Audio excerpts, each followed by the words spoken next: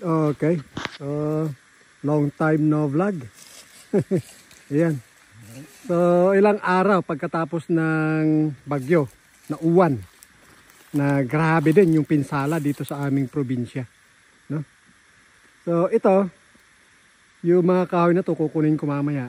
Itinumba ko siya Sabado ng hapon. No? One day before dumating si bagyong uwan. So, ito yung kakahuin ko mamaya. Iuwi ko na sila kahit hilaw pa. Yan. At puntahan ko lang yung kubo. Check natin ulit.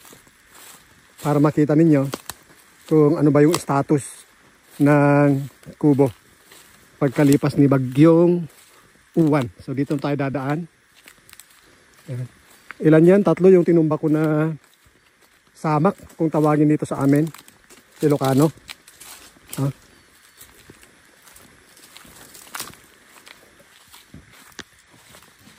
Ito pa yung dalawa na tinumba ko na rin para source natin ng kahoy kasi kailangan uli natin mag-imbak. Ayan.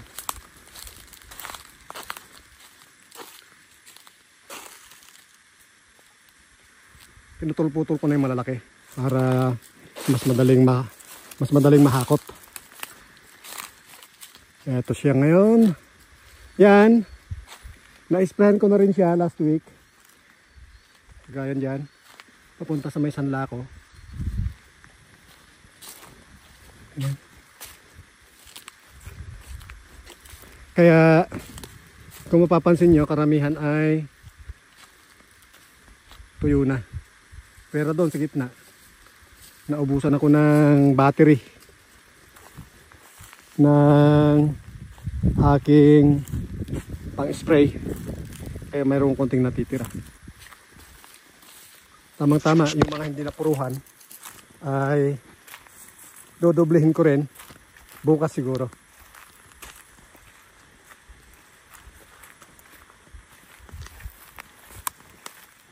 Papalapit na tayo sa Bay Kubo. Medyo kampante ako na hindi magigiba itong kubo dahil pagkatapos ng bagyo ay mataas yung hangin. Sabi nga nila. May mga punong malalaki na natumba pero yung mga papaya na malapit sa kanya ay buhay lang. Ayan, isa na namang casualty sa nyug natin. Ayan, unti-unti na talagang nababawasan yung mga nyug dito. Ilang taon na ba to? 2018, 7 years. So namumunga na sila. Yan, yung mga native na sinabing dwarf noon. Yan. Sana nga hindi tamaan ng uwang o malakas na bagyo na naman. Kasi sayang yung taon na hinintay para lang sila mamunga and then mamamatay lang din. Yan. Pinuntahan ko siya after bagyo pero hindi ko navlinag nung makita ko na okay. Yan.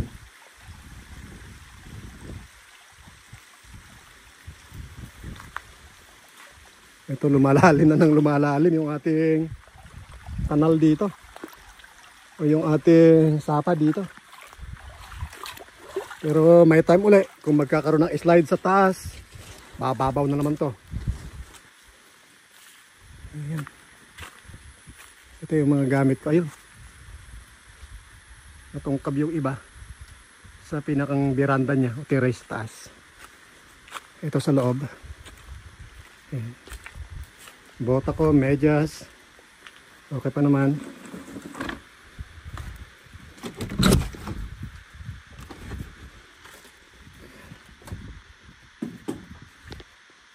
Pinasok ko yung mga palitan ko dito noon para hindi maihangin. Palit lang ako and then punta na doon sa may mga kahoy. So ito yung pinakamainam pala na paraan pag nasa bukid ka lagi. Dapat may mga bihisan ka na rin dito para magpapalit na lang. Ayan. So pagka yari sa hapon, edi banlawan ng konti kahit hindi nasabunan yung damit na ginamit. And then ibilad. Ayan, para meron tayong gamitin sa mga susunod na araw. Then yung ibang nalabahan, yun naman ang gamitin para tuyong-tuyo.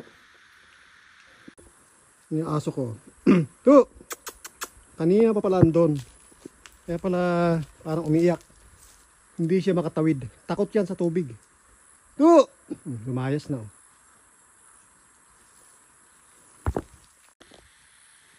So, ang nasira yung sa taas. And then the rest, okay naman. Sa awa ng Diyos. No? Na-sprayhan ko na rin last week yung paligid nito. And hindi nga lang namatay yung iba. Kinakailangan doblehin. Dito sa paligid niya, okay naman. Mga saging nga lang, may nabuwal. Dito, okay din. So, ayos. Nakasurvive na siya ng ilang malalakas na bagyo. Kahit paano, ay mayroon pa rin tayong kubo na masisilungan dito sa bukid. Mapagpapahingaan. Kapag tayo ay magpapahinga. Kapag uulan or tanghali.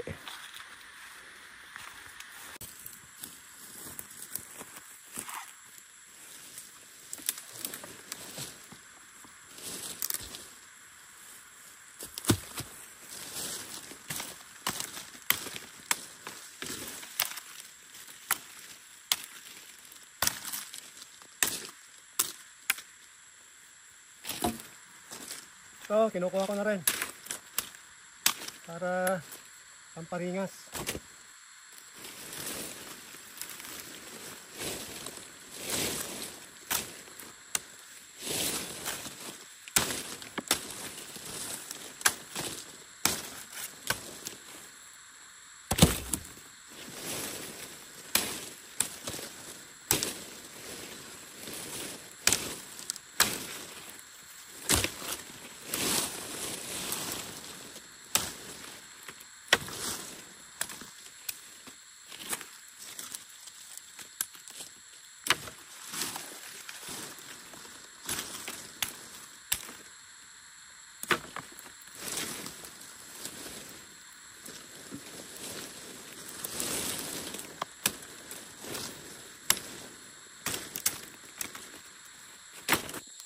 Malaki-laki yung mga to. Naputol-putol ko na last week.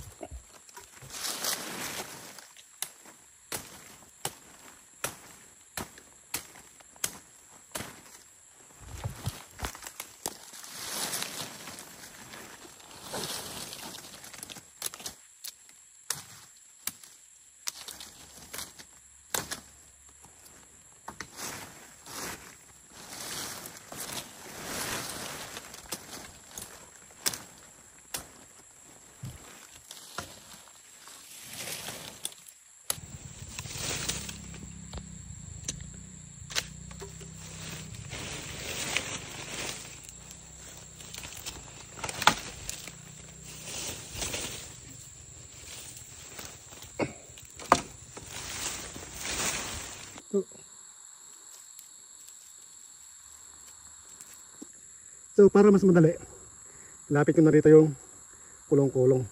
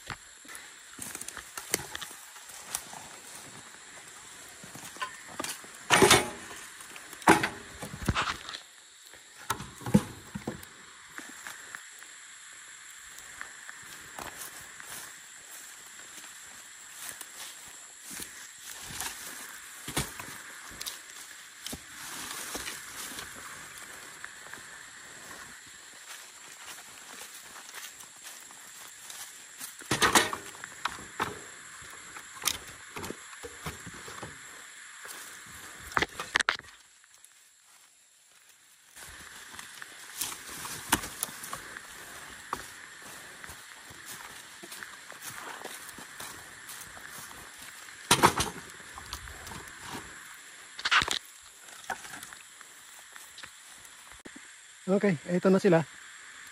May mga pakunti-kunti pa. Pero iwanan na natin siguro. Ito na lang yung iba dito. Ang ilagay natin sa sako mamaya. Ito na lang yung iba dito. Ang ilagay ko sa sako mamaya. Puntahan ko lang yung mga saging. Hindi pa hinog yung mga to. O hindi pa matigas yung mga to. Pero dahil na binagyo, kuhanin na rin natin. Pakain sa mga alaga.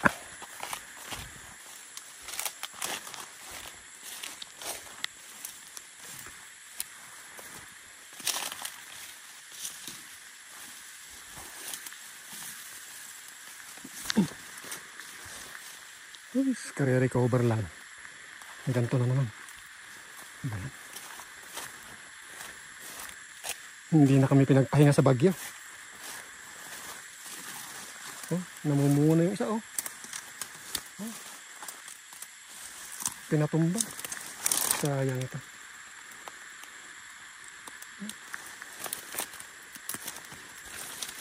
Panibagong tanim na naman tayo, panibagong hintay. Tapos mababagyo na naman. Yan, buti itong mas mababa. Kahit paano. Yan. 2018 ko tinanim ito. 2018 ko ito tinanim. Yan, dwarf siya, legit. Kaya may bunga na lang maayos. Pero yung iba, natumba nga. Tinumba ng mga bagyo, karamihan. Ito, hindi ko muna tutumbahin. Dahil nakatayo pa siya. Ito. Yan. Kuhanin na natin to. Isa. Dalawa. Tatlo.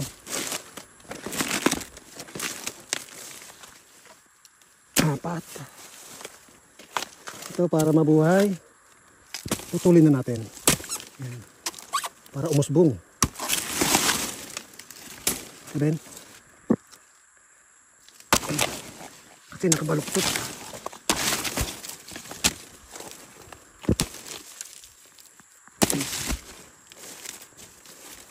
Ito din.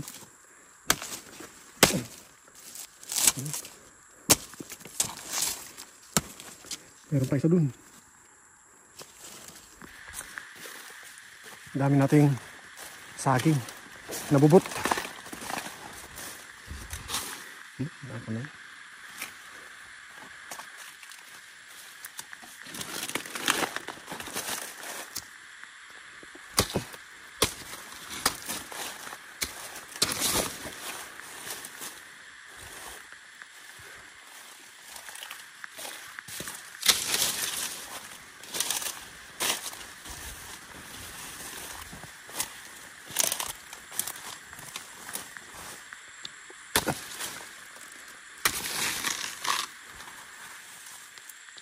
Meron tayong aasahan na ilan. Huwag nga lang uling bagyuhin ngayong natitirang